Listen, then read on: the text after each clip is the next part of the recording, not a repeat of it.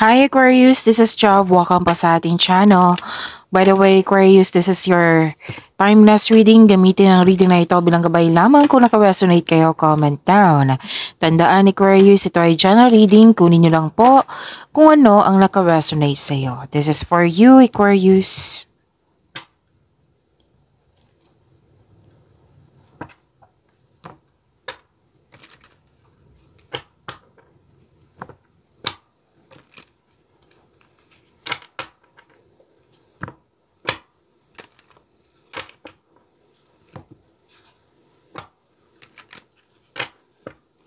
Para po ito sa iyo, Aquarius.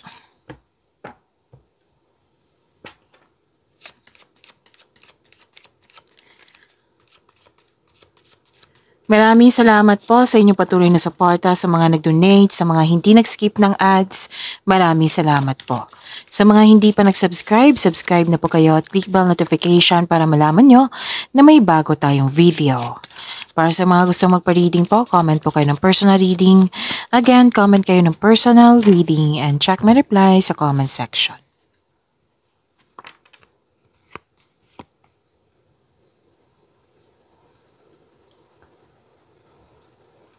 Nakikita ko dito na pwedeng nahihirapan ka sa paggawa ng desisyon or di kaya pwedeng nahihirapan ka sa isang tao or sitwasyon or sa desisyon po. Pero most likely desisyon to eh. Kasi may guilt, may sacrifice. Pwedeng nag-overthink po kayo, Aquarius. At ang sabi ng card dito na you have to make change. Yes, kung hindi kaya yung overthinking na ito, ask for help. Pwedeng isuko nyo lahat yung worries mo kay God, hingi kayo ng divine assistance. Oo, mag-time for reflection, mindfulness skills, bigyan ng solution. Kung paulit-ulit na lang yun iniisip mo yan, baka pwedeng kailangan na ng solusyon, bigyan ng solusyon. Or kung hindi kaya, then change the channel. Oo, pero nakita ko dito, Aquarius, na may kausap ka. Pwedeng mother figure or pwede din naman iba, pero most likely mother figure to na may kausap ka. Nag-uusap kayo tungkol sa buhay. May nag-uusap din tungkol sa negosyo, malaking negosyo, sa career and finances. And you have strength na. Kung nahihirapan ka, nabibigatan ka, at the end of the day, you have strength. Resilience, power, you're taking action with courage po. And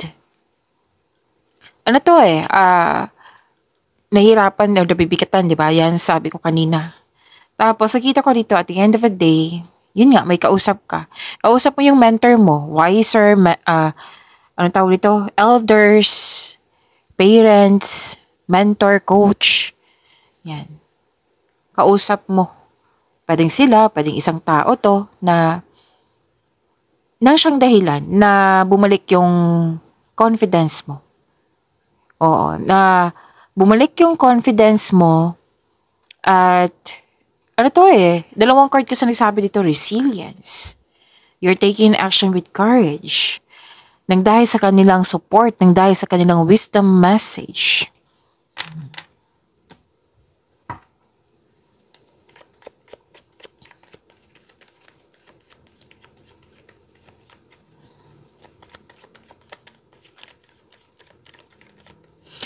Energy ni Aquarius.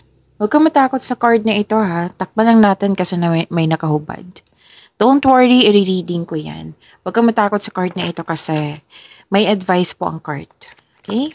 Walang masamang mangyayari or walang masamang mangyayari.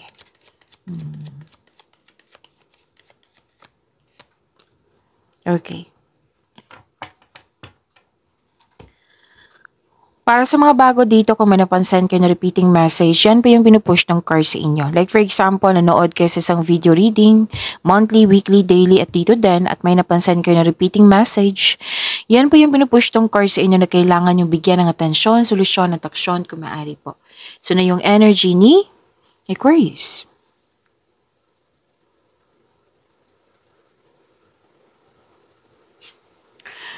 Aquarius, nakikita ko dito na pwedeng sobra ka sa trabaho or sobra sa pag-iisip, yung overthinking, or sobrang sobra sa paggasta? Or may controlling person dyan na concern mo? Toxicity? Sa place ba or sa tao? Oo. At pwedeng nagtitiis ka sa isang sitwasyon. Ang advice ng card dito, 'di ba? Sabi ko kanina na may advice ang card. Sabi ng card, kailangan ng freedom, kailangan ng recovery. Like yung sinabi ko kanina dito na overthinking. Oo. Na dito sa tatlong card mo, na nakita ko dito nag-overthink kayo, ang ilan sa inyo. Kailangan ng freedom, kailangan ng recovery. Kumbaga, time for reflection, yung sinabi ko kanina, pakawalan yung sarili mo. Kung pwede, umiwas sa toxicity. Kung may controlling person, pwedeng kausapin mo siya. Hindi ibig sabihin may nagreklamo ka dahil sa toxicity na wala kang gagawin. Pwede mo i-approach mo kasi kung sa connection man to sa tao, kausapin mo. O, kung sa isang bagay to, bigyan mo ng aksyon. Kung nag-iisip ka, siguraduhin konkretong plano yan. Kasi minsan nag-iisip ako, nagpaplano ako, pero hindi natin namalayan, nag-overthink na pala tayo, di ba? So, be careful sa pagbalanse niyan. And kung toxicity sa isang tao na hindi siya makausap, then huwag mong tanggapin yung negativity niya. And this is a time kung may concern ka sa isang tao na overspending sa trabaho, kausapin mo. Kung kayo ang overspending sa trabaho, then kailangan ng balanse niyan. Kung overspending to sa pera, kausapin mo tong taong to. Or kung kayo man ito, then monitor. Monitor your money. Control, save, monitor. Yan. Advice yan ng court. Okay? Nakikita ko dito na may bonding, togetherness, celebration. Oo. Nang dahil sa, di ba, na naguluhan ka, nag-overthink ka, pwedeng nag-cause ito ng stress sa'yo. Nakikita ko kasi dito, this togetherness is stress reliever mo. Bonding, nagsama-sama kayo. Pwedeng nag-date, group date, or dyan na sa bahay.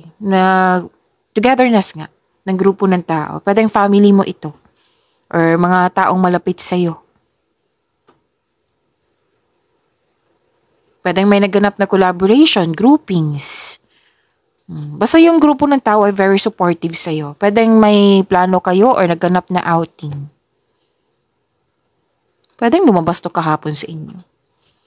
Okay, so that is celebration, togetherness, stress reliever. Claim nyo po.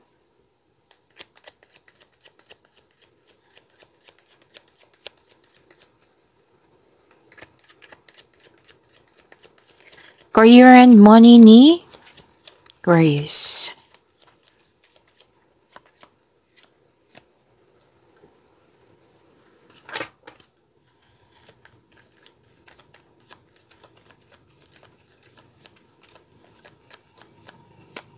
Marami akong nakikita dito ha.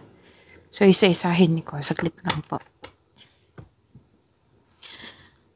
Ang ilan sa inyo nag-walk away, nag-move on. Ang ilan sa inyo na may nakita kasi ako dito postpone.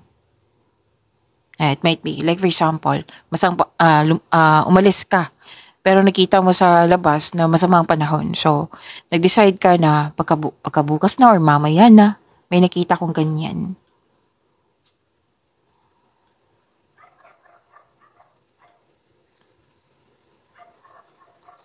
Pwede din na you're walking away, nag-move on ka, di ba? May concern kanina sa toxicity or yung overspending, kung ano man yung overspending na yan. Basta nagpasya ka na mag-move on.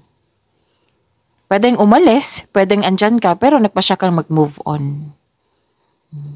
Pwedeng change career ito, gusto mo mag-change career, gusto mong may simulan na. Oo. At action. Gumawa ka ng action.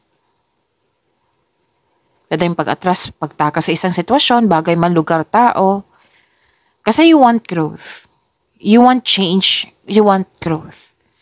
Again, pwedeng hindi ka umalis na may binago lang kayo dyan. Like for example, binago mo yung process para mas maging magaan, mas maging madali. Pwede din nag-change career kayo, may babaguhin talaga kayo. Oo. Excuse me.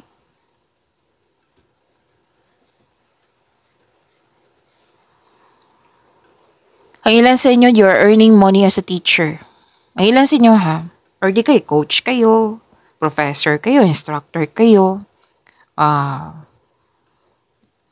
di kaya nagpasya kayo na mag-aral. Pwedeng self-study to, pwedeng nagpa-enroll kayo sa school or workshop or anong tawag dito? Workshop, seminar. Oo, natagalan ako. Seminar. Okay. Pwede din mag-masteral ka, mag-board exam ka. Basta gagawa ka ng paraan, dalawang card mismo nagsabi dito. May i-change ka talaga. Kasi you want growth. Gusto mo masunod yung traditional career path mo. Gusto mo magkaroon ng moving up sa, yung move up to the ladder of success. So, itong dalawang card na ito ha, hindi lang siya sa pag-iisip kundi sasamahan mo siya ng aksyon. And nakita ko dito na lumabas din yung wisdom message na na-receive nyo. Oo, most likely, divine wisdom to. Pwede din yung kausap mo kanina, yung sinabi ko. And you are showing your kindness to everyone.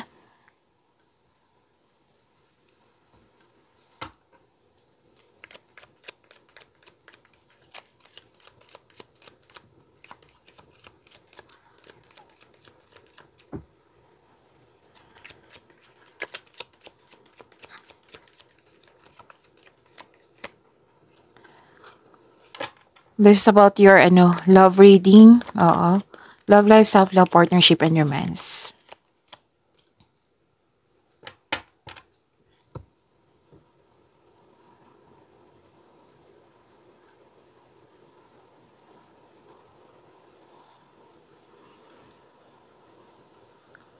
Sa mga single po, parati itong lumabas sa inyo, Aquarius. May parating na partner na mabilis at posibleng bata pa sa'yo or youthful pang attitude. It might be this is an air signs kapwa nyo, Gemini, Libra, and Aquarius, or an earth signs, Taurus, Virgo, and Capricorn. Pwede din naman iba, pero mas nakikita ko yung energy nila. Okay? And, may celebration din dito, togetherness. Sa mga relasyon sa buhay mag-asawa, pwedeng monthsary nyo, anniversary, or any kind of celebration na may achievement. Lumabas. Clarification. Nag-clarify po siya. And nag-uusap kayo dito naalala nyo yung ugali nyo doon, tapos yung development ngayon. Basta nag-uusap kayo.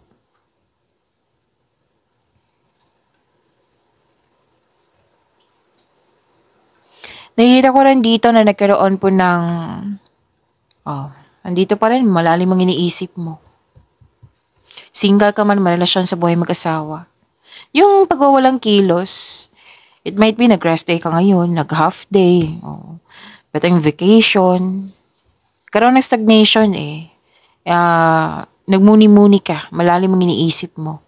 Pwede din may kailangan kang, yung sabi kanina na may kailangan na pag-isipan para may piliin, yan. Sa mga single po, gusto mong pumasok sa buhay ng pag-ibig. Kaya lang stuck ka stuck ka sa nakaraan. Kumbaga, mas nangingibabaw yung trauma. Oo. Ang sabi kasi ng card dito na yung let go. Try to fix yourself first. Para fair din sa bagong tao na darating sa iyo. Pwedeng nasa harap mo na to. Forgive yourself. Forgive the situation. Forgive the person. May nakita ako, it might be sa ibang sign yun na paano ko siya papatawarin kung hindi naman siya humingi ng tawad. Sinabi ko naman doon na pwede mong patawarin this person through your mind and heart. Kausapin mo si God. God, pinapatawad ko na si person. I-let go ko na po. Pinatawad ko na siya. Na hindi kailangan na, kung may trauma na hindi kailangan na pausapin mo siya. Oo. Basta gagawin mo to para sa iyong sarili, para magkaroon ka ng peace of mind. Kung kaya mo na siyang kausapin, then you can send her or his message. email ba, message ba, or i-call mo, or kung kaya mo talaga, mag-meet kayo. So, kailangan mag-let go nito. And sa mga marelasyon sa buhay mag-asawa, may nagawa dito may nagawa, may nasabi na parang tumatak sa isipan mo na nag-cause ng trauma or nabibigatan ka. Kailangan nyo mag-usap. Communication is the key. I-share mo sa kanya, kailangan willing kang mag-move on sa mga nangyari sa nakaraan para bumukas yung new doors for you. Okay? Pagyamanin niyo po yung blessings sa binigay sa inyo. Aquarius, see you tomorrow. Maraming salamat po.